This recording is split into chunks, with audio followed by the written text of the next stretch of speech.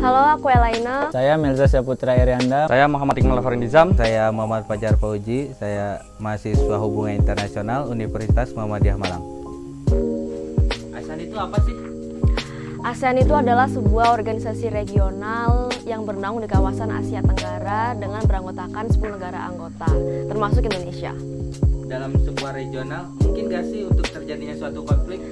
Pasti, karena dalam suatu kawasan itu terlebih dengan adanya perbedaan dari ke-10 negara anggota nggak menutup kemungkinan bakal terjadinya konflik. Salah satunya adalah sengketa.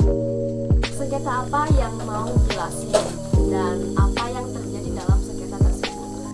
Di sini saya akan menjelaskan tentang sengketa Blok Ambalat.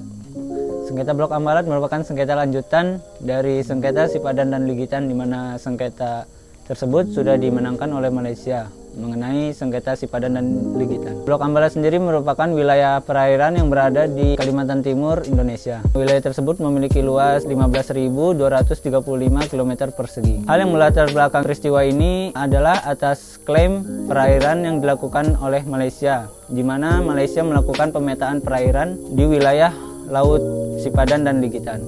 Hal ini memancing kemarahan negara-negara yang berada di dekat kepulauan tersebut, seperti Filipina, terutama Indonesia. Di sini saya ingin sedikit membahas terkait sengketa yang terjadi di Laut Cina Selatan.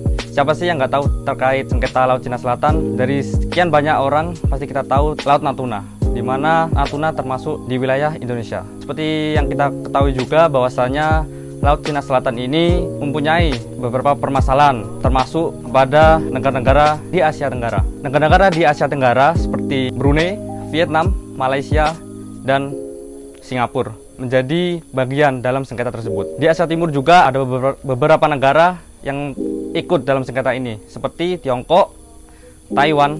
Nah, di sini saya menjelaskan sengketa di wilayah Kuil Prah Pian Ang, di mana wilayah tersebut diperebutkan oleh Thailand dan Kamboja. Awal konflik sengketa tersebut di mana UNESCO menyatakan bahwa wilayah Kuil Prah Pian Ang dinyatakan sebagai situs warisan dunia milik Kamboja. Di situ dari pihak Thailand tidak menyetujuinya.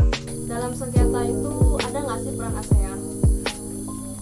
Di dalam sengketa ini Indonesia sangat berharap peran dari ASEAN, di mana Indonesia tidak ingin melakukan kegagalan dari sengketa yang pertama kali itu, yaitu Sipadan dan Ligitan, di mana Indonesia kalah terhadap Malaysia di PAMA internasional. Maka dari itu Indonesia sangat berharap peran dari ASEAN itu dapat menyelesaikan sengketa ini. Peran dari ASEAN itu dengan cara memberikan negara anggota sebagai mediasi untuk menyelesaikan sengketa ini dengan jalur perdamaian. Kedua, ASEAN juga melakukan forum, yaitu ARF, ASEAN Regional Forum, di mana ARF ini memiliki tujuan untuk memberikan forum dialog kepada negara-negara anggota untuk menyelesaikan atau membahas isu-isu yang ada di negara anggota. Dan tujuan kedua itu dengan melakukan kontribusi untuk pembangunan confidence building terhadap negara-negara anggota.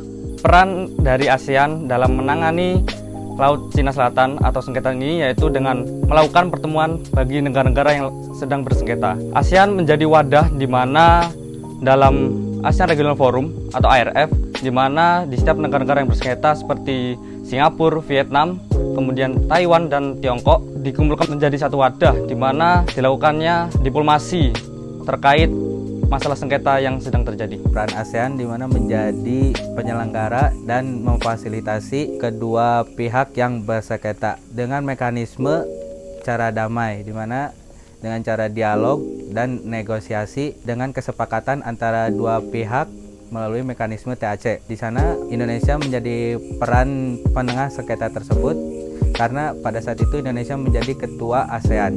Untuk hasil yang signifikan dari peran ASEAN tersebut apa? Untuk hasilnya dari peran ASEAN itu hingga sekarang belum menyelesaikan sengketa tersebut. Itu disebabkan ASEAN tidak memiliki power yang kuat di dalam regional. Hal itu terbelakangi karena ASEAN masih menganut sistem non-intervensif terhadap negara-negara anggotanya. Intervensif sendiri itu adalah tidak adanya ikut serta negara-negara lain terhadap masalah domestik di sebuah negara.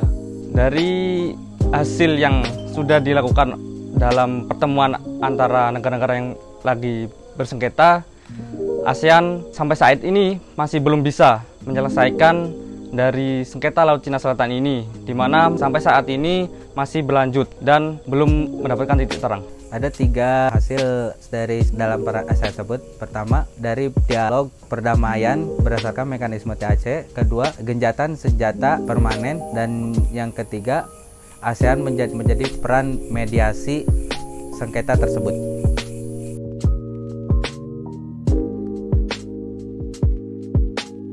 Sejauh ini dalam menangani sengketa, ASEAN dinilai masih belum mampu untuk menyudahi kemudian menengahi sebuah sengketa. Hal ini dikarenakan karena ASEAN masih menganut sistem non-intervensi, di mana dilarangnya campur tangan negara anggota dalam suatu masalah domestik negara anggota itu sendiri. Selain itu, adanya distrust atau ketidakpercayaan antar negara anggota.